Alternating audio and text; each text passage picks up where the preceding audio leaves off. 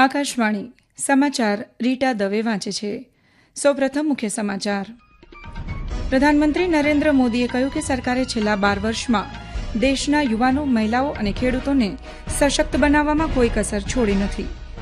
નફરતનો માહોલ સર્જી રહ્યું હોવાનું કહીને ભારતે સંયુક્ત રાષ્ટ્રસંઘના સંયુક્ત સત્રમાં પાકિસ્તાનની આકરી ટીકા કરી. મધ્યપ્રદેશના ઇન્દોરમાં આજથી બ્રિક્સ કૃષિ પરિષદનો પ્રારંભ થયો. સરકારે કોલસા વિનિમય નિયમો સૂચિત કરતા દેશમાં કોલસા વિનિમયનો માર્ગ મોકળો થયો.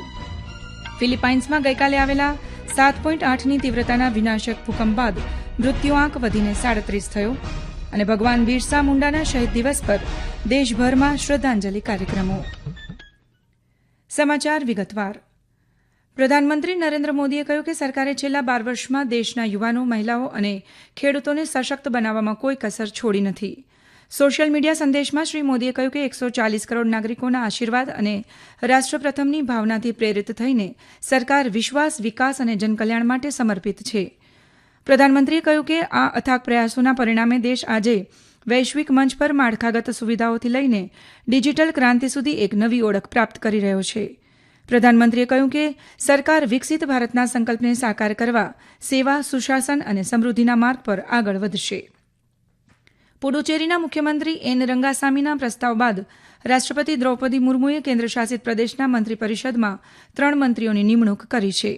ગૃહ મંત્રાલયના જાહેરનામા અનુસાર ઓલ ઇન્ડિયા એનઆર કોંગ્રેસના ધારાસભ્યો પી રાજવેલુ અને વીપી શિવકોલુન્ધુ અને ભાજપના ધારાસભ્ય જીએનએસ રાજશેખરનને પોંડુચેરી સરકારમાં મંત્રી તરીકે નિયુક્ત કરવામાં આવ્યા છે. આ નિમણૂકો તેમના શપથગ્રહણની તારીખથી અમલમાં આવશે. આ સાથે પુડુચેરીમાં મંત્રીમંડળનું વિસ્તરણ પૂર્ણ થયું છે. નફરતનો માહોલ સર્જી રહ્યો હોવાનો આરોપ લગાવીને ભારતે સંયુક્ત રાષ્ટ્રમાં પાકિસ્તાનની આકરી ટીકા કરી છે. પાકિસ્તાન ધાર્મિક પરિભાષાનો દુરુપયોગ કરીને તેના નાગરિકોમાં ભારત પ્રત્યે વેરભાવ ઊભો કરી રહ્યો હોવાનો ભારતે આરોપ લગાવ્યો હતો. ભારતે ઇસ્લામાબાદની કડક શબ્દોમાં ટીકા કરતા કહ્યું કે પોતાના પ્રદેશમાં કાર્યરત આતંકવાદી સંગઠનોને ફિટના અલ હિન્દુસ્તાન તરીકે લેબલ કરીને અપ્રચાર કરી રહ્યું છે. સંયુક્ત રાષ્ટ્ર સુરક્ષા પરિષદના સત્રમાં બોલતા સંયુક્ત રાષ્ટ્રમાં ભારતના કાયમી પ્રતિનિધિ રાજદૂત પર્વતાનેની હરીશે કહ્યું કે ઇસ્લામાબાદ ફક્ત નવી દિલ્હી પર દોષારોપણ કરવાનો પ્રયાસ કરી રહ્યું છે. પાકિસ્તાનના રાજકીય માળખા અને શાસનમાં તેની સૈન્યની ભૂમિકાને નિશાન બનાવીને ભારતે તાજેતરના બંધારણીય સુધારાઓના નામે નાગરિકોના અધિકાર પર તરાપ મારી લશ્કરી પકડ મજબૂત કરવાનો પણ પ્રયાસ થતો હોવાનું કહ્યું હતું. અફઘાનિસ્તાન પરના હવાઈ હુમલામાં મોટી જાનહાનિ કરવા માટે પાકિસ્તાનને જવાબદાર ઠેરવ્યું. શ્રી હરીશે ઉમેર્યું કે લશ્કરી કાર્યવાહીના નામે હત્યાકાંડ કરવાથી ગુનાગારને મુક્તિ મળતી નથી. આંતરિક ખામીઓ માટે પડોશીઓને જવાબદાર ઠેરવવાનો પાકિસ્તાનનો લાંબો ટ્રેક રેકોર્ડ રહ્યો હોવાનો પણ તેમણે ઉલ્લેખ કર્યો હતો. મધ્યપ્રદેશના ઇન્દોરમાં આજથી બ્રિક્સ કૃષિ પરિષદનો પ્રારંભ થયો છે. બ્રાઝિલ, ઇન્ડોનેશિયા, ચીન, ઈરાન, દક્ષિણ આફ્રિકા અને સંયુક્ત આરબ અમીરાત સહિતના 21 દેશોના કૃષિ મંત્રીઓ, વરિષ્ઠ અધિકારીઓ અને નિષ્ણાંતો આ પરિષદમાં ભાગ લઈ રહ્યા છે. ખાદ્ય સુરક્ષા, કૃષિ નવીનતા, આબોહવા અનુકૂળ ખેતી, કૃષિ વેપાર, નાના ખેડૂતોને સશક્તિકરણ સહિતના વિષયો પર આજે વિવિધ સત્રો યોજાશે. આગામી 12મી તારીખે કૃષિ મંત્રીઓ વચ્ચે એક ખાસ સંવાદ યોજાશે, જેમાં નાના ખેડૂતો, મહિલાઓ અને યુવાનો દ્વારા ખાદ્ય સુરક્ષા પર ધ્યાન કેન્દ્રિત કરાશે. 13મી જૂને બ્રિક્સ રાષ્ટ્રોની મંત્રી સ્તરની બેઠક યોજાશે. દરમિયાન વિદેશી પ્રતિનિધિઓ ઇન્દોરની સમૃદ્ધ સંસ્કૃતિ અને વારસાનો સ્વાદ માણશે. તેઓ રાજવાડા, સરાફા અને માંડુ જેવા ઐતિહાસિક સ્થળોની પણ મુલાકાત લેશે. કોલસા મંત્રાલયે કોલસા વિનિમય નિયમો 2026ને સૂચિત કર્યા છે, જેને કારણે દેશમાં કોલસા વિનિમયનો માર્ગ મોકળો થયો છે. મંત્રાલયના જણાવ્યા અનુસાર નવું માળખું કોલસા બજારને પરંપરાગત વેચાણ મોડેલથી સ્પર્ધાત્મક બજારમાં પરિવર્તિત કરશે અને કાર્યક્ષમતામાં સુધારો કરશે. કોલસા નિયંત્રક સંગઠન વિવિધ બજાર એક્સચેન્જનું નિયમન અને નોંધણી કરશે. આ પહેલ ઉર્જા સુરક્ષાને વધુ મજબૂત બનાવશે, ઔદ્યોગિક વિકાસને ટેકો આપશે અને વધુ સ્પર્ધાત્મક અને કાર્યક્ષમ કોલસા બજાર દ્વારા વિકસિત ભારતના વિઝનમાં યોગદાન આપશે. હેમ્પટન સ્કાય રિયલ્ટી લિમિટેડ સાથે સંકળાયેલા મની લોન્ડરિંગ કેસના સંદર્ભમાં એન્ફોર્સમેન્ટ ડિરેક્ટોરેટ ઈડીએ પંજાબ, ઉત્તર પ્રદેશ અને દિલ્હી એનસીઆરમાં 6 જગ્યાઓ પર સર્ચ ઓપરેશન ચલાવી રહ્યું છે. આ સ્થળોમાં પંજાબમાં લુધિયાણા અને જલંધર, ઉત્તર પ્રદેશમાં બરેલી અને દિલ્હી નોઈડા ક્ષેત્રનો સમાવેશ થાય છે. ઈડી અધિકારીઓના જણાવ્યા અનુસાર જે જગ્યાઓને આવરી લેવામાં આવી રહી છે તેમાં હેમ્પટન સ્કાય રિયલ્ટી લિમિટેડ સાથે જોડાયેલા વ્યક્તિઓ અને સંસ્થાઓ સાથે જોડાયેલા રહેઠાણો અને વ્યવસાયિક કચેરીઓ બંનેનો સમાવેશ થાય છે.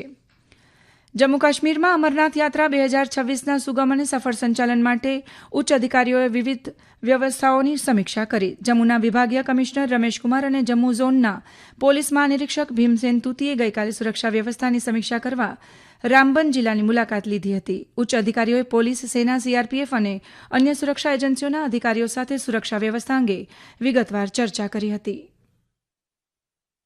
આ સમાચાર આપ આકાશવાણી પરથી સાંભળી રહ્યા છો. આ સમાચારનું જીવંત પ્રસારણ આપ અમારી YouTube channel AIR news Gujarat પર પણ સાંભળી શકશો. વધુ સમાચાર માટે અમારી વેબસાઇટ newsonair.gov.in/gu અને અમારા એક્સ હેન્ડલ AIR_news_ABAD ને ફોલો કરશો.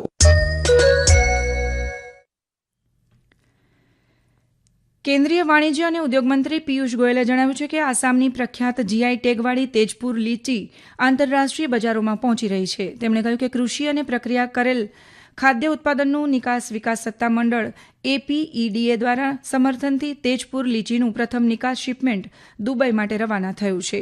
સોશિયલ મીડિયા સંદેશમાં શ્રી ગોયલે જણાવ્યું કે આ પહેલ પ્રદેશની લીચીને વૈશ્વિક સ્તરે ઓળખ આપશે, ખેડૂતોને વધુ સારા ભાવ મેળવવામાં મદદ કરશે અને ઉત્તર પૂર્વ ભારતના કૃષિ ઉત્પાદનો માટે નવી તકો ઊભી કરશે.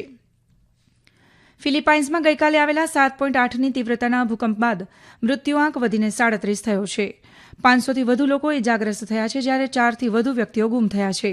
મોટી સંખ્યામાં લોકોને આશ્રયસ્થાનોમાં વિસ્થાપિત કરાયા છે. ફિલિપાઇન્સના રાષ્ટ્રપ્રમુખ ફર્ડિનાન્ડ માર્કોસ જુનિયરે કહ્યું કે એજન્સીઓ આપત્તિ પ્રતિભાવનું સંકલન કરી રહી છે. અસરગ્રસ્ત વિસ્તારોની શાળાઓમાં વર્ગો સ્થગિત કરવાનો પણ આદેશ આપવામાં આવ્યો છે. અમેરિકાના રાષ્ટ્રપતિ ડોનાલ્ડ ટ્રમ્પ દ્વારા તાત્કાલિક યુદ્ધ વિરામની અપીલ બાદ ઈરાન અને ઇઝરાયેલે એકબીજા સામે હુમલા બંધ કરવાની અપીલ કરી છે.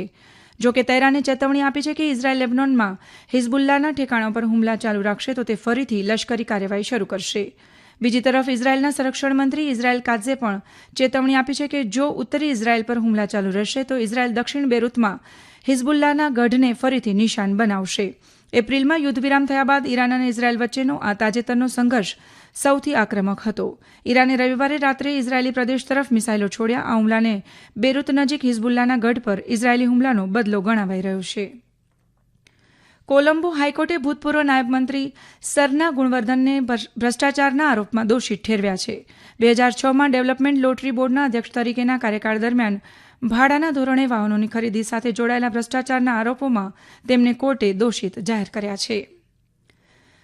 ભગવાન બિરસા મુંડાના શહીદ દિવસ નિમિત્તે રાષ્ટ્રભરમાં શ્રદ્ધાંજલિ અર્પણ કરવામાં આવી રહી છે.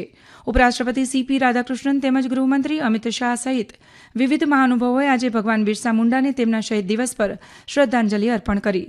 સોશિયલ મીડિયા સંદેશમાં ઉપરાષ્ટ્રપતિએ કહ્યું કે ધરતી આબાનું જીવન હિંમત, આત્મસન્માન અને ન્યાય પ્રત્યેની તેમની અતૂટ પ્રતિબદ્ધતાનું પ્રતીક છે. તેમણે ઉમેર્યું કે ભગવાન બિરસા મુંડાએ આદિવાસી સમુદાયોને તેમના અધિકારો, ઓળખ અને ગૌરવનું રક્ષણ કરવા પ્રેરણા આપી છે. ગૃહમંત્રી અમિત શાહે સોશિયલ મીડિયા સંદેશમાં કહ્યું કે આજે પણ ધાર્મિક પરિવર્તન અને બિરસા મુંડાના સંઘર્ષો અને આદિવાસી ગૌરવ પ્રત્યેનું તેમનું સમર્પણ લાખો દેશવાસીઓ માટે પ્રેરણારૂપ છે. ઇન્ટરનેશનલ ક્રિકેટ કાઉન્સિલ ICCએ ઇંગ્લેન્ડ અને વેલ્સમાં આગામી મહિલા T20 વર્લ્ડ કપ માટે કોમેન્ટેટર્સની સ્ટાર યાદી જાહેર કરી છે. મહિલા નેતૃત્વવાળી કોમેન્ટરી ટીમમાં ભૂતપૂર્વ કેપ્ટન અને આંતરરાષ્ટ્રીય મહિલા ખેલાડીઓ મિતાલી રાજ, અંજુમ ચોપરા અને વેદ કૃષ્ણમૂર્તિ સહિત અનેક ભારતીય નામો સામેલ છે. પુરુષ કોમેન્ટેટર્સ તરીકે ભારતના દિનેશ કાર્તિક તેમજ જતીન સપ્રુ પણ કોમેન્ટ્રી બોક્સમાં જોડાશે. ઉત્તર પશ્ચિમ અને ઉત્તરીય રાજ્યોમાં ગરમીની આગાહી કરે છે. કોકણ અને ગોવા, ઓડિશા, તમિલનાડુ, પુડુચેરી અને કરાઈકલના સ્થળોએ દિવસ દરમિયાન ગરમ અને ભેજવાળું હવામાન રહેવાની ધારણા છે. દરિયાકાંઠાના કર્ણાટક, કેરળ, માહે અને ઉત્તર અને દક્ષિણ આંતરિક કર્ણાટકમાં આજે ભારે વરસાદ પડી શકે છે. અંતમાં મુખ્ય સમાચાર ફરી એકવાર.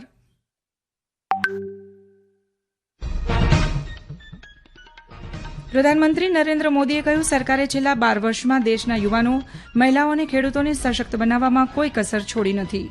નફરતનો માહોલ સર્જી રહ્યો હોવાનું કહીને ભારતે સંયુક્ત રાષ્ટ્રસંઘના સંયુક્ત સત્રમાં પાકિસ્તાનની આકરી ટીકા કરી.